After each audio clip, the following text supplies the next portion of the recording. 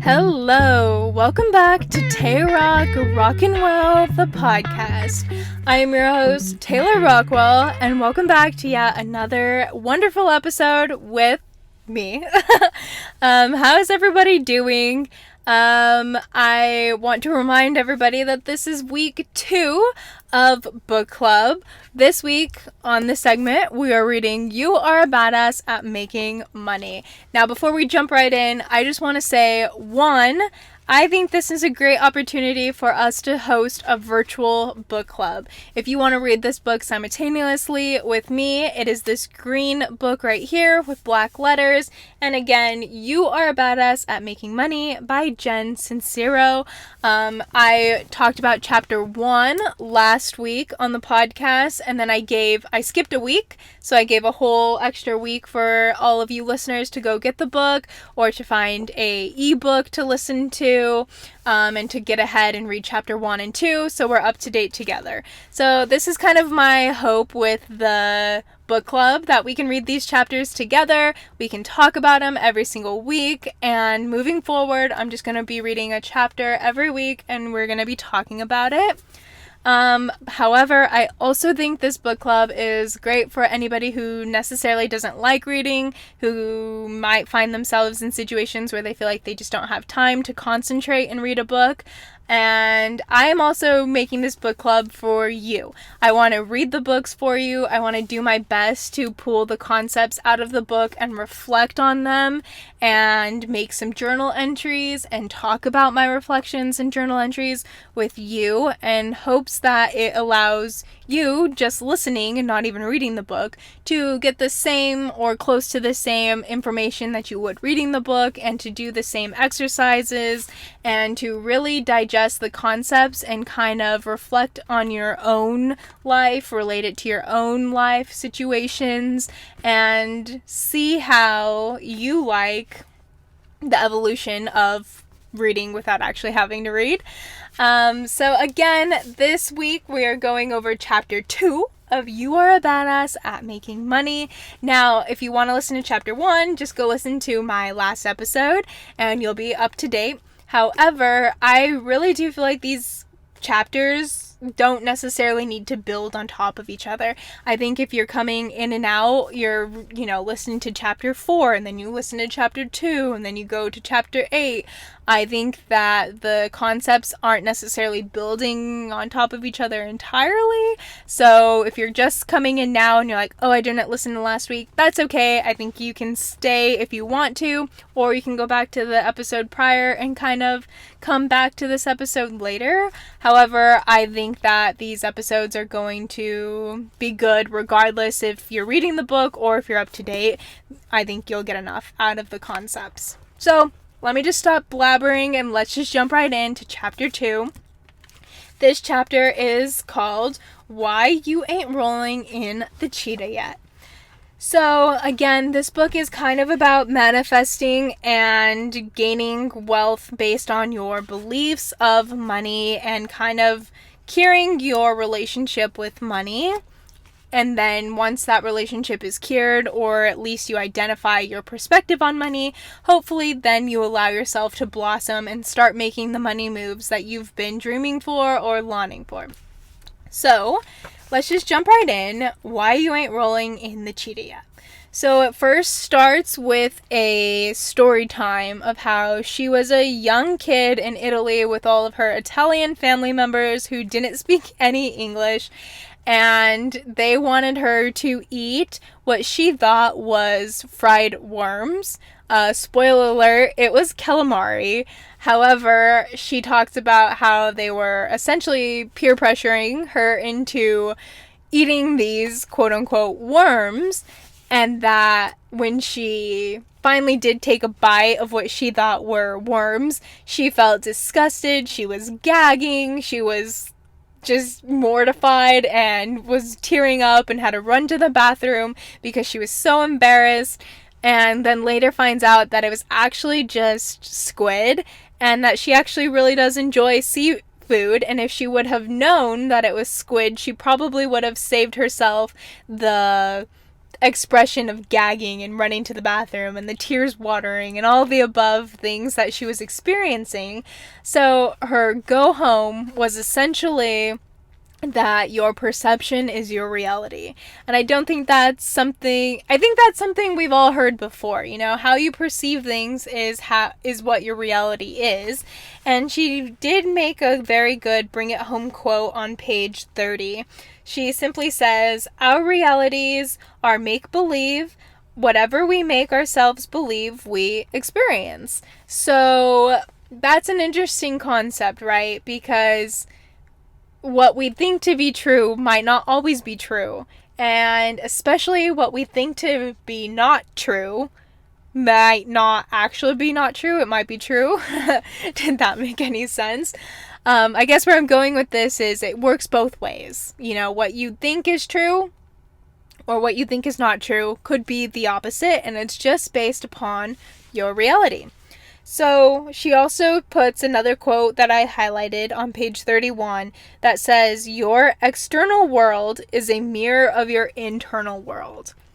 Now, manifesting is something that I've never really had any experience with. It's nothing I even understood a concept of manifesting until just recently. And I think it was this book that actually started to make me question manifesting and question the idea of what your internal world will be a reflection of your external world.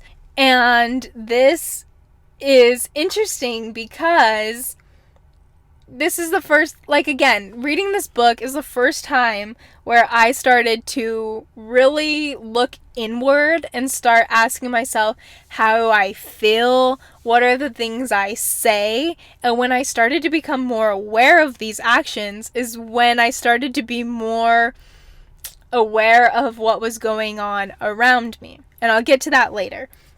So I just want to talk about one thing.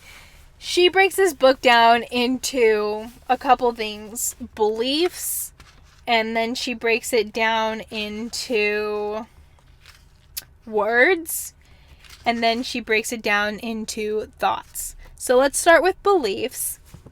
She essentially is saying whatever you believe to be true is what you believe to be true, but what might be influencing your reality. So she uses an example of, let's say, mom and dad are fighting about money all the time. And it could mean that your dad makes more money than your mom, so she might be jealous.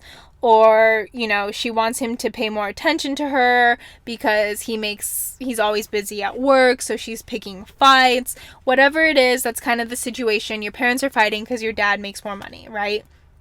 And she kind of uses the example that if you are a child and you're listening to your parents fight about money, you might begin to believe that money equals fighting, equals scary, equals bad.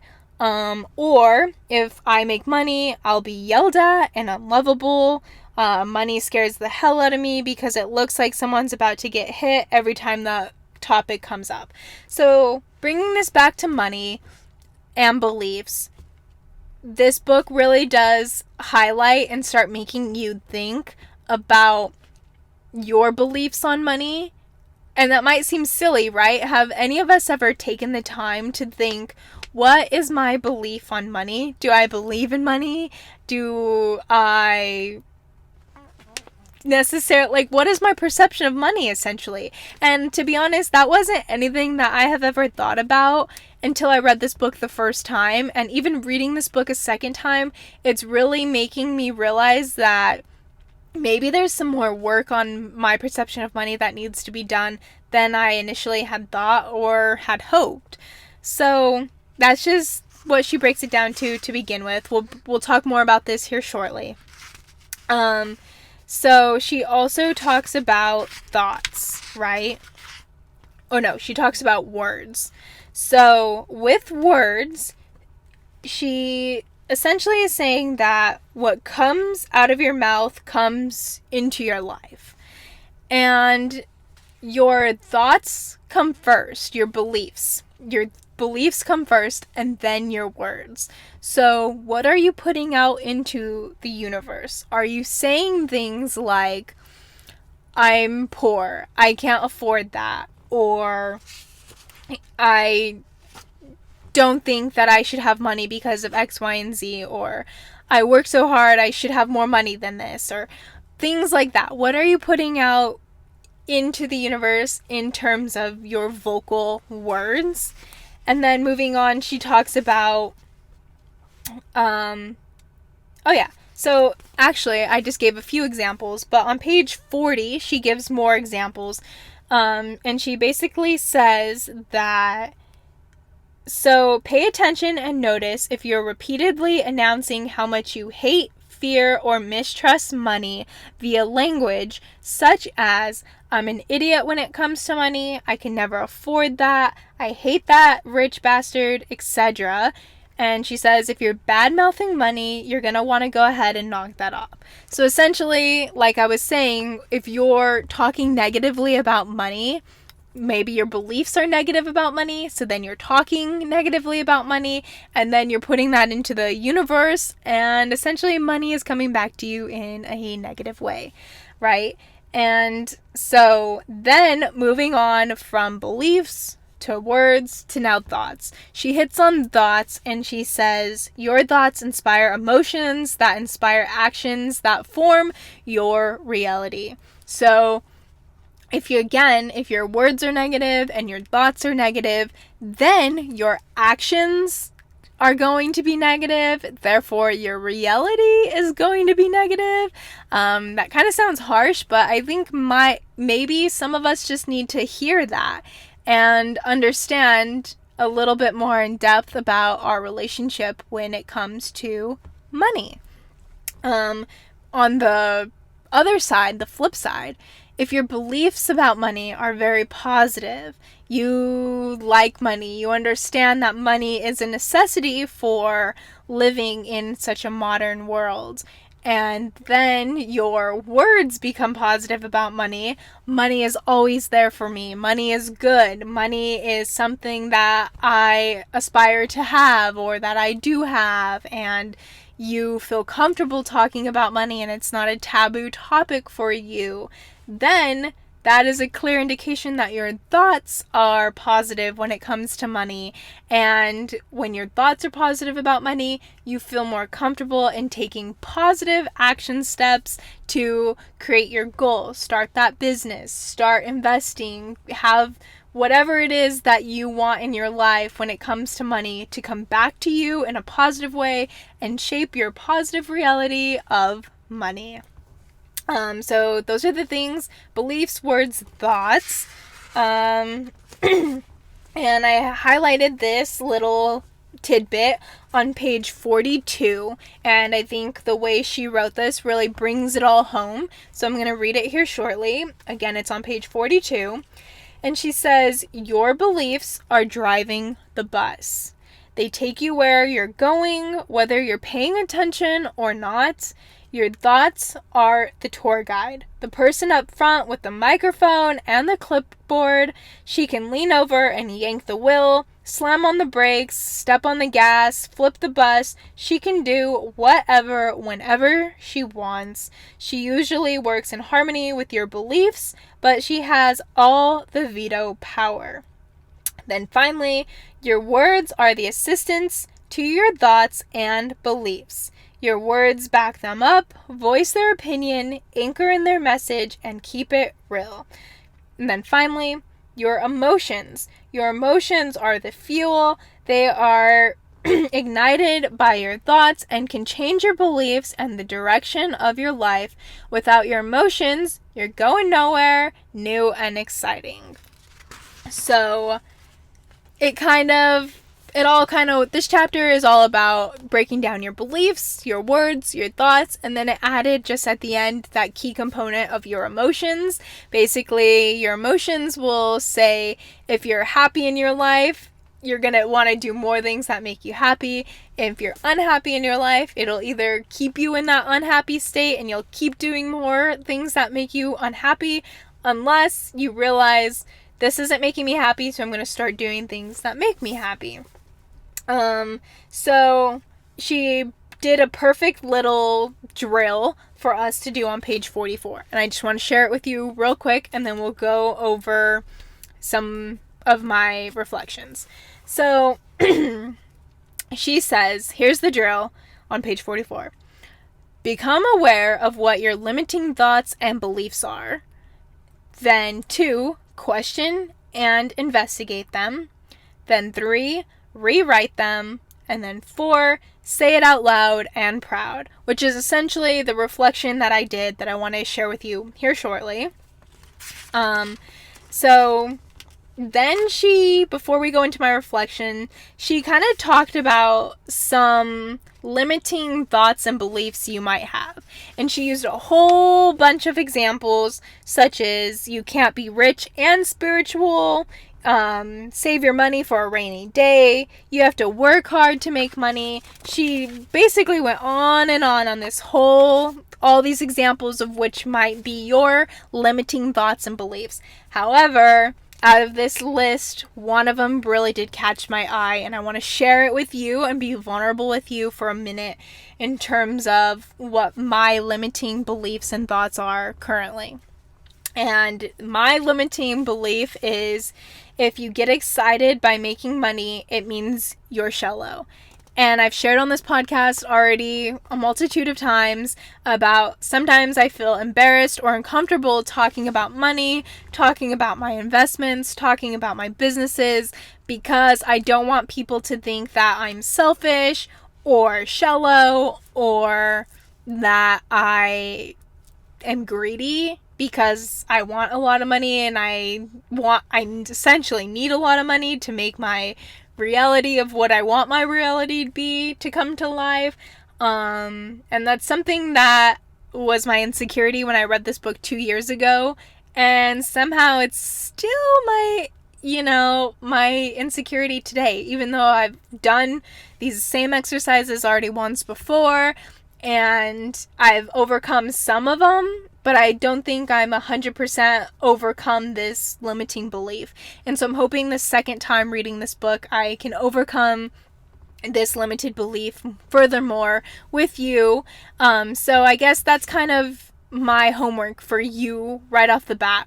Identify what is your limiting belief. Other examples she uses is that money doesn't grow on trees, you must go to a good college to make money causes stress, there's never enough money is trouble. She uses a whole bunch of examples, but these are just examples. You don't even need to read them all to just ask yourself inward, what is my belief about money that might be limiting or holding me back from where I want to be versus where I am? Okay, so just kind of take a minute to think about it, or maybe get pen and pencil ready and start doing this reflection with me, either on paper or in your head.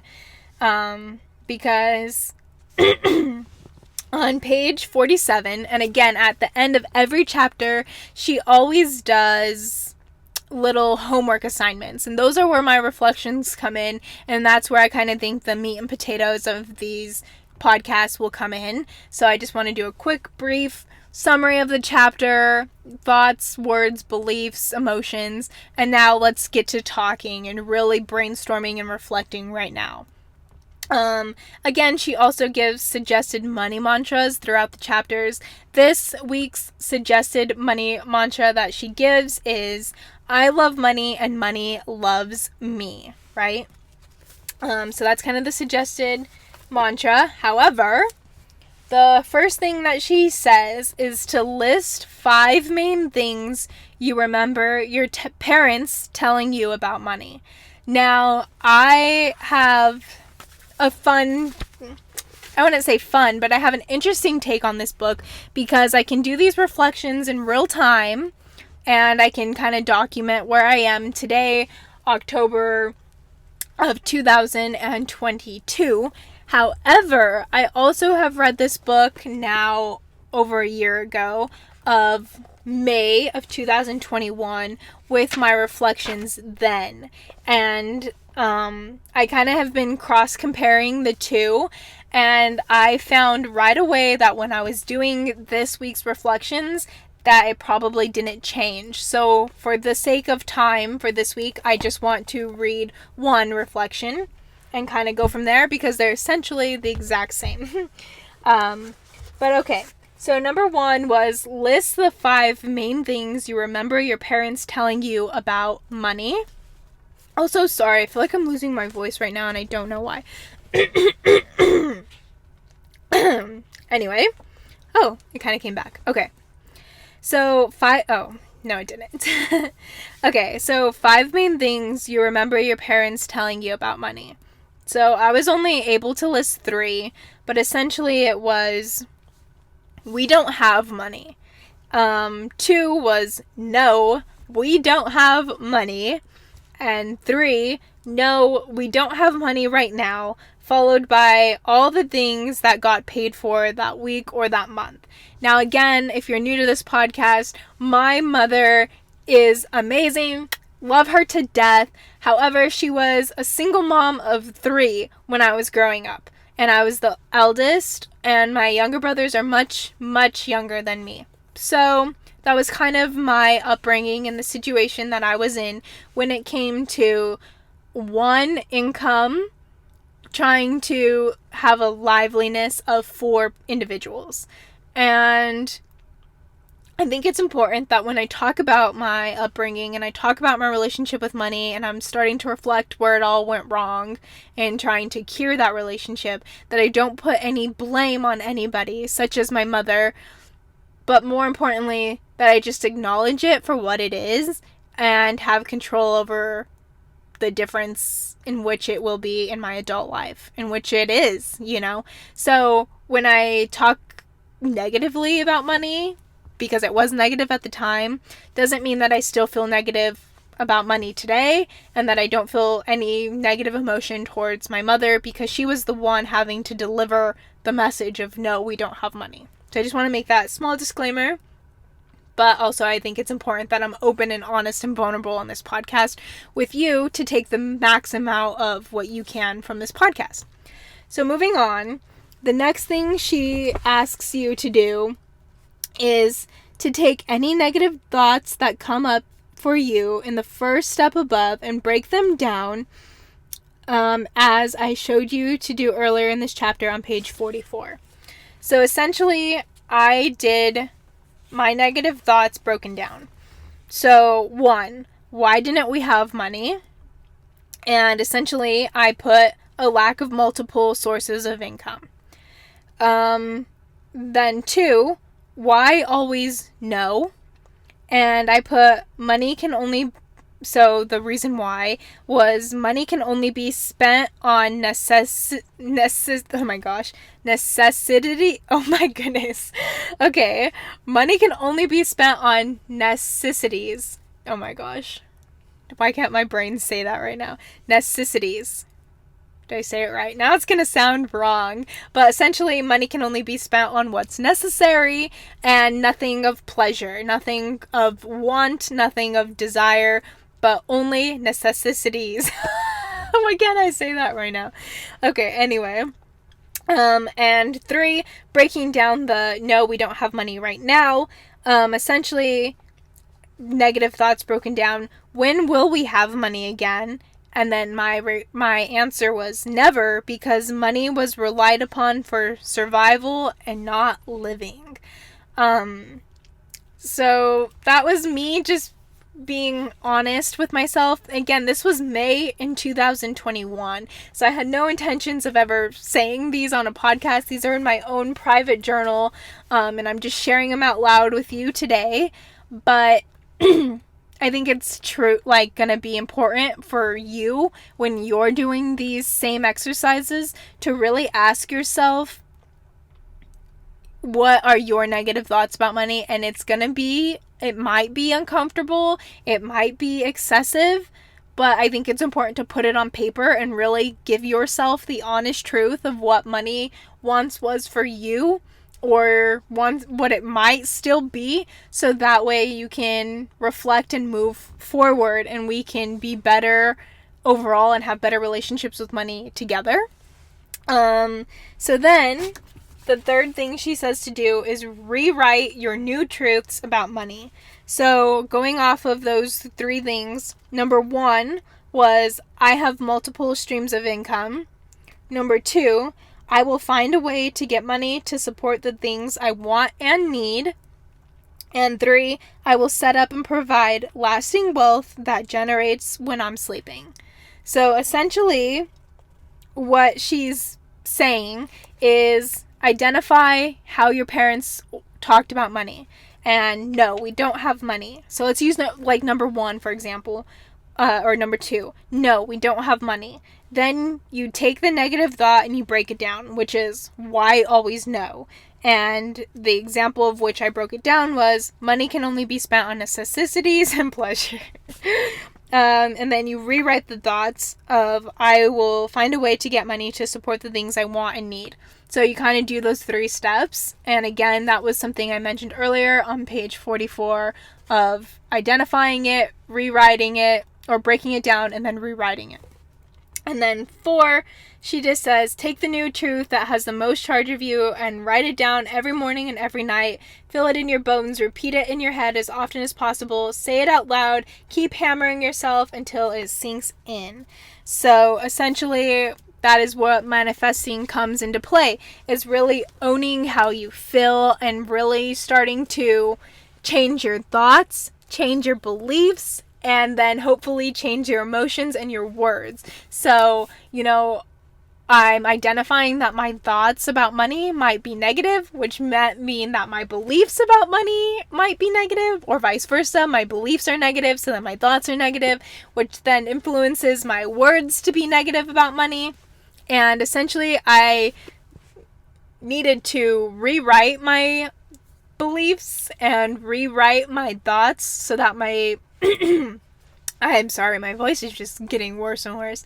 So that way my words become no longer negative, and I can reshape how I feel about money, my thoughts about money, my words about money, and kind of work towards a more positive viewpoint of money. So that was kind of this chapter. Again, these chapters are going to get more in depth, but that is just chapter 2. Essentially, a recap, identifying how you talk about money, your beliefs, and then identifying what you want to change, and then how do you change it? You start writing it down. You start making mantras in a positive way. You really start feeling it. You speaking it into existence. You want to start speaking positively about money. And, in my personal experience, the first time I read this book, would find myself saying negative things about money without even realizing it. I would say things like, oh no, I can't afford that right now. But then, when I would catch myself saying negative things about money, I would reverse it by saying positive things about money. Being like, I can afford that right now. I'm choosing not to purchase it because of X, Y, and Z. A different reason. Not because I don't have money. Because I did have money in my account. However, I was saying things like, I don't have money. And even if I didn't have the money in my account, I think just always telling myself no, no, no, no would limit myself from opportunity. So I guess where I'm going with that is, in the next week or while you're doing these exercises, if you notice yourself talking negatively about money, maybe stop in your tracks and then say something positive about money immediately after, and kind of, start training your brain to think differently about how you talk about money. And hopefully that will allow you to start reprogramming your thoughts, your beliefs, your words, and your emotions when it comes around money.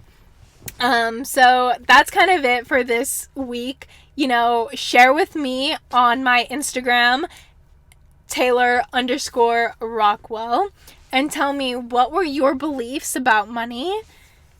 What were your emotions around money? What do you normally say about money? And then most importantly, what do you want to change when you talk about your beliefs, your words, and your emotions around money? Because really it starts with our beliefs and our emotions and our words to then take place on our actions. And I think in the next weeks to come, we're going to start talking about action steps to start making money in a more positive affirmation, because we need to do the work first to allow us to have positive perceptions of money, to then allow our action steps to be positive, to then allow money to flow to us easily and often in a positive way.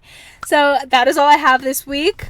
Let me know what you think of book club. It's a lot different from my normal episodes, I know that. However, I want to see how this goes. So if you have any feedback for me, please share it with me. You can share it at my Instagram, Taylor_Rockwell is the best place to reach me.